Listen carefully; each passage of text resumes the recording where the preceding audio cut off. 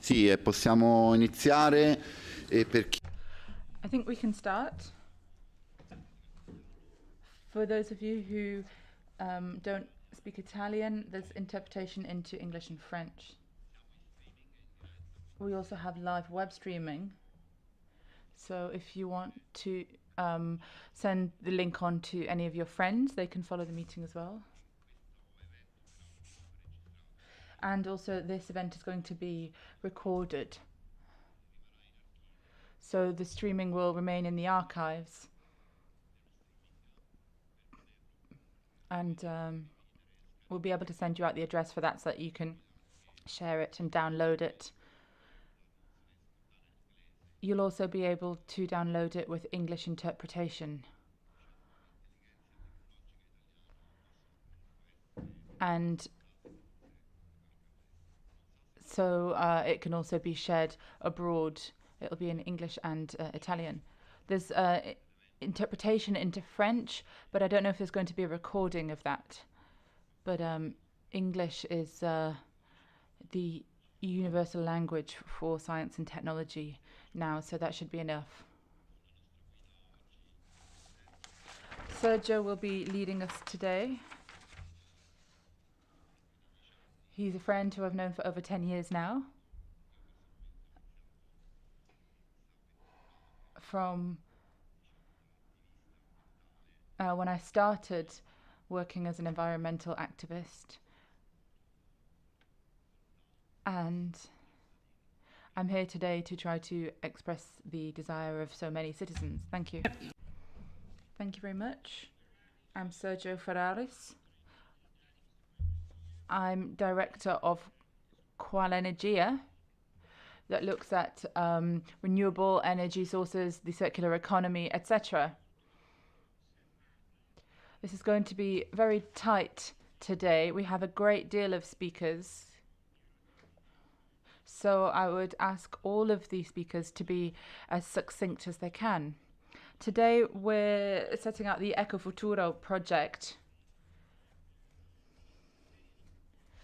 Now this covers a whole series of proposals to the world of the economy, production, technology, applied technology, things that aren't just something for the future, a technology that can be applied today. And technologies which should be able to lead to developments that will help with sustainable growth.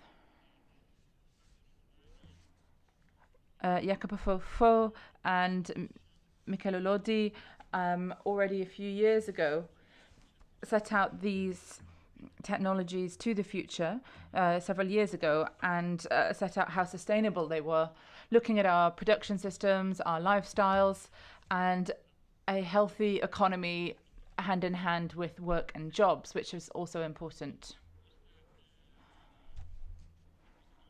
So we can get started.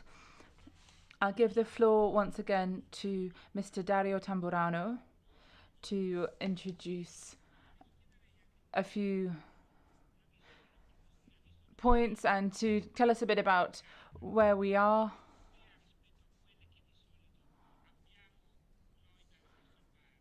To give us a more European view than we might sometimes think about when we're merely in Italy. In Italy, we don't always look at what's happening outside of our own borders. We're very good in certain sectors, but thinking about what happens outside of our country is something that we look at from a bit of a distance. So, Dario, go ahead, please. Well, I'll be brief to allow more time for the speakers.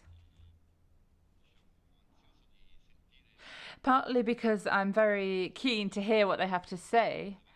There are many areas that I would like to know more about. As a politician, I prefer to be listening than speaking. A lot of people in some of these institutions tend to speak more than they listen, but I'm going to be here listening very carefully to what you have to say. I have a brief interview to give for a couple of minutes, but otherwise I'll be here with you all morning.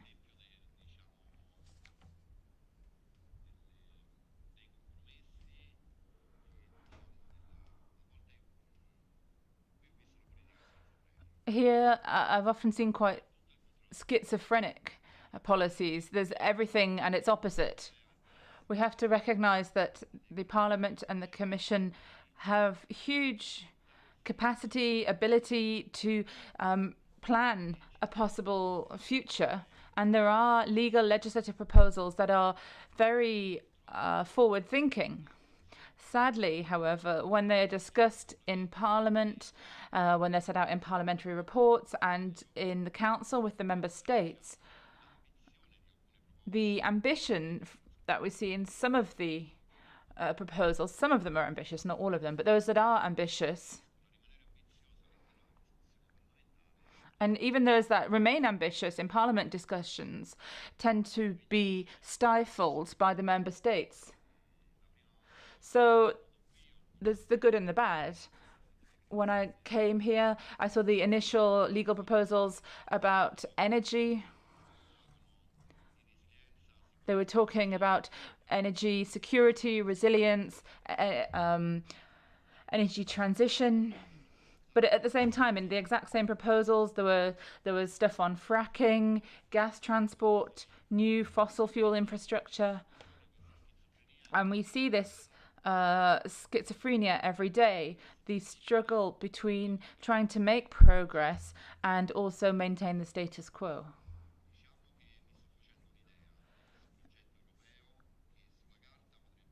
So the idea I'm forming of this European project is that on paper it seems brilliant, but when you come here to Brussels, then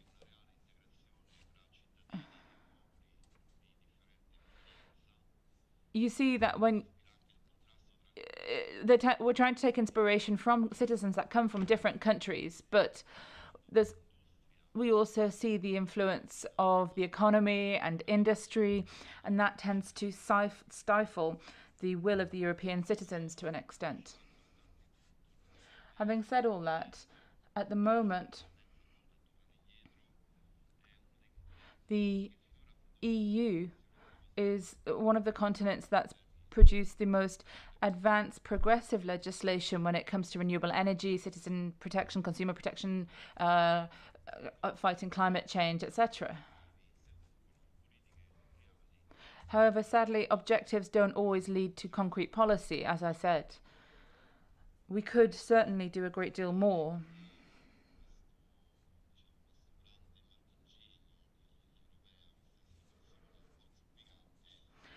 The European Union, this institution, sometimes finds itself held back, but we hope it will be able to meet future challenges. So I'll be speaking again during the conclusions, but otherwise I don't want to take any more time away from our most interesting speakers. Grazie, Dario. Thank you, Dario Tamburrano. 3 minutes, 17 seconds that took, so that's not too bad. If the speakers could just remember that.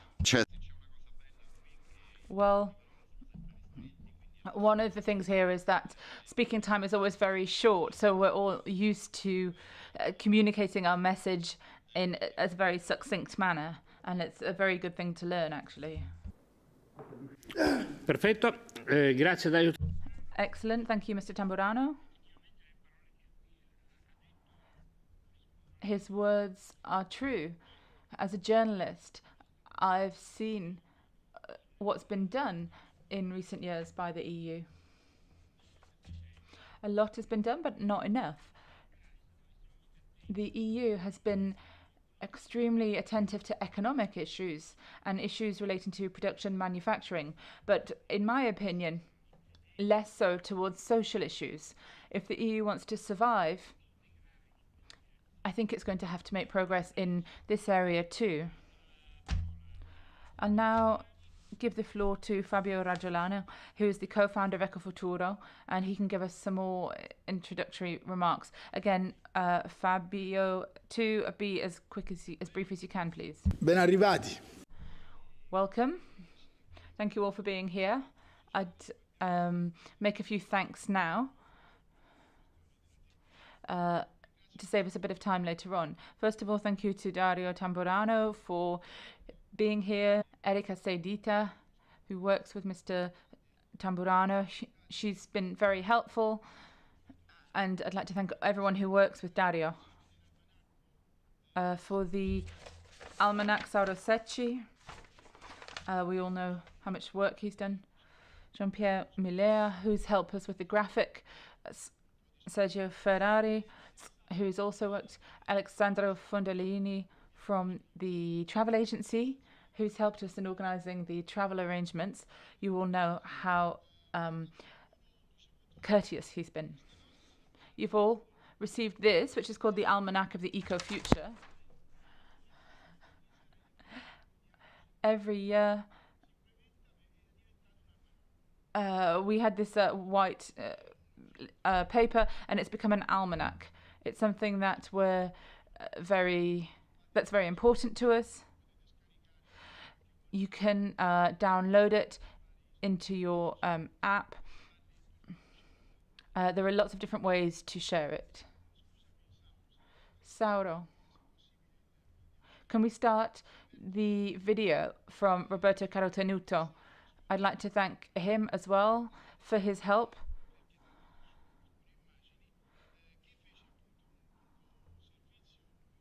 He's provided long service to Ecofuturo, and I'd like to thank him because he's passionate about environmental technologies.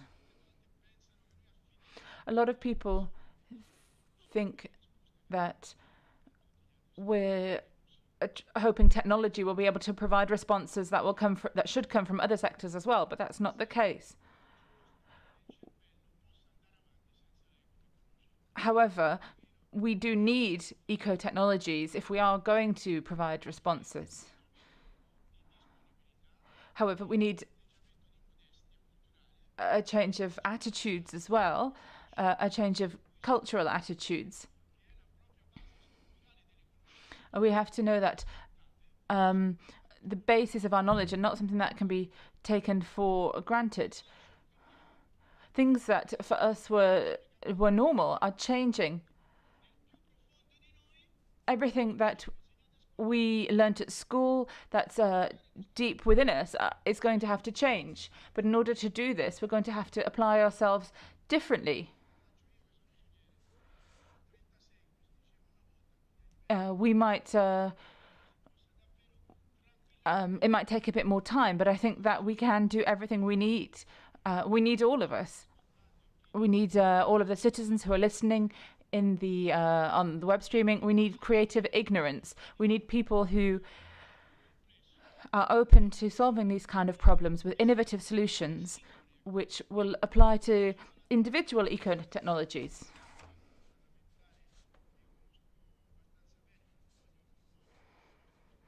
There's another member of this parliament who I know quite well, was talking about car sharing, and he didn't do it because he didn't have the means to do it. But that was years ago. Now we do have the technologies to do that kind of thing. I have a background as a green, and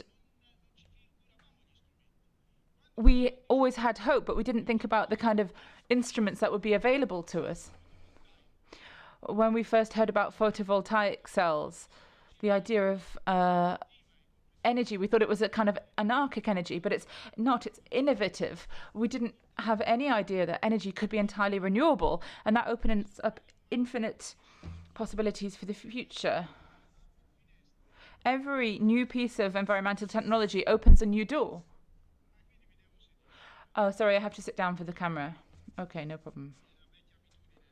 Sorry, it's old habits die hard.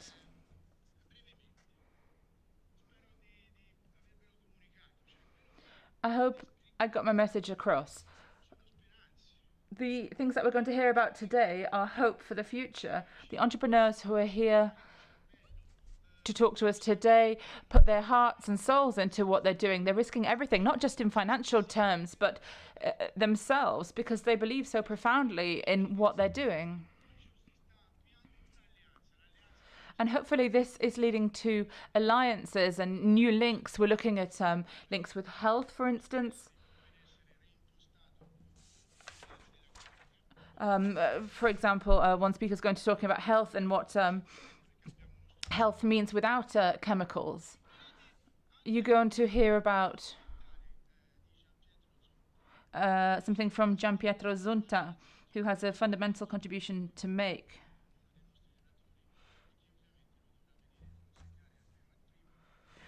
What Gianpietro is building in his company is the idea of business ethics. Not just as conceding certain principles and see if we growth and if this leads to growth, then we'll accept it. But actual real business based on ethics, because this is another way to develop eco-technologies. Eco-technology means an approach which will lead to a new ideology. And I'll finish with just a couple of proposals, because we're here in the European Parliament. We're in the Parliament because it's a place that we like. I am a pro-European. I've always been a federalist, and it's a particular pleasure to come in through the Altiero Spinelli entrance. But we also are here in the Parliament because we want these technologies to be seen, to have a light shone on them so that they can grow. All wars come to an end, including the war for the climate. Now, some wars are longer than others. The 30 Years' War, we've had wars that have lasted 4 years, but also led to a great number of deaths. But as soon as you realize that we can win the war, then you realize it's time to get down to work, because time becomes of the essence. In 2000, I started working on natural capitalism. In 2006, I started working on ecology and economy in Genoa. And the whole time that I've been working on environmental technologies with Mr. Jacopo Fo, Mr. Ugolini, I've met so many friends over the years, Mr. Zonta and others. And all of this means that we can move forward with Ecofuturo. The next meeting will be in July. We don't want to announce anything officially yet because everything has to be organized first. But we're hoping to create some kind of open space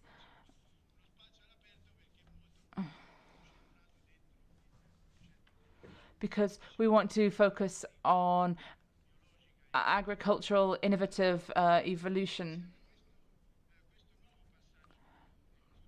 So we'll work together in the next phase. We've been working together for many years, and I personally have been working on this for many years, but we need to ensure that we do shed light on everything that we're doing. So just to finish,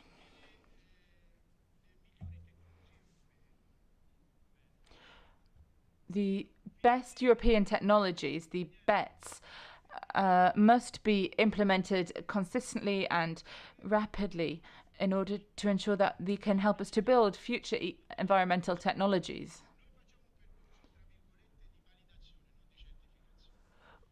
What we do is to validate, not to certify technologies. We have people from universities. Mr. Gabbani is going to talk about this. He's on our scientific staff. We work a great deal, but we don't certify anything. So we need all of these environmental technologies to be properly listed and certified.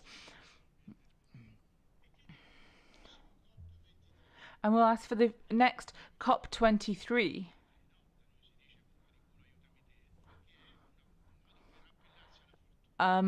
'23 is, of course, lucky in certain parts of Italy. The COP23 is going to be in Bonn, and we want to ensure that at this time when Trump is attacking the climate, we don't just want to hear anguish, but we want Bonn to be a time for hope, to show that how technologies can come to the aid of the climate. Yes, there will be some climatologists, but as well as them, we want to see innovators taking their place as well. We want to show all of these environmental technologies